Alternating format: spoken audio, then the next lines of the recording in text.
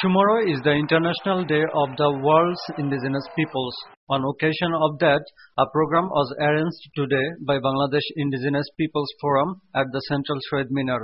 Forum President Shontul Arma said that they are deprived from their basic needs for a long time. It is pathetic that they have no constitutional recognition in an independent and democratic country.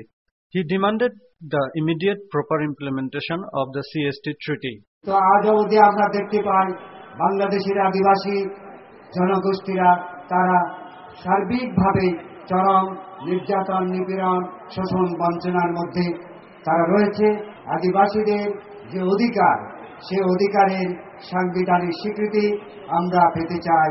আমরা নিশ্চয়ই আশা করতে পারি এই সরকার আদিবাসীদের তাদের সাংবিধানিক অধিকার সহ তাদের মৌলিক অধিকার সমূহ বাস্তবায়নে প্রয়োজনীয় পরিকল্পনা মাফিক পদক্ষেপ গ্রহণ করবেন। Chief guest of the program, Comrade Manzurul Ahsan Khan, said that the indigenous people of Bangladesh are in helpless condition. We should help them as the major people's group. He urged the government to concentrate properly in this issue.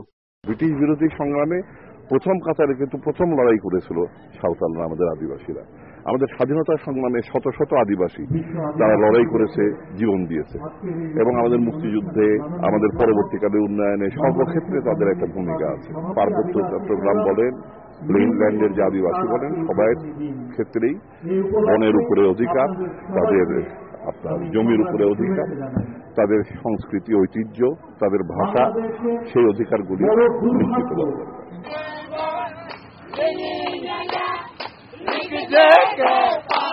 The young generation of the tribal community of the CST is aware about their rights. They said that they are the citizen of the country. They have unique culture and patriotism to the country.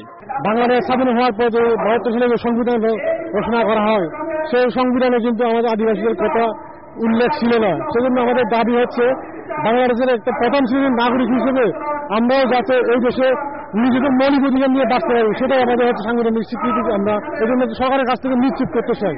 বাংলাদেশে আমাদের ত্রিপুরাদের যে সংস্কৃতিগুলো আছে এগুলো আসলে বিলুপ্তির পথে আছে, যেগুলো আমরা চিন্তা করতে পারছি না। ভবিষ্যতে আমরা হয়তো হারিয়ে যাব।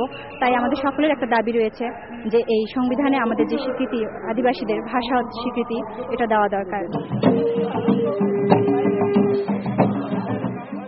The tribal community of Bangladesh urged the government to ensure constitutional recognition. Withdrawing of troops from CST would be a positive one. Coordination to ensure the human rights for the people of CST is essential to establish peace.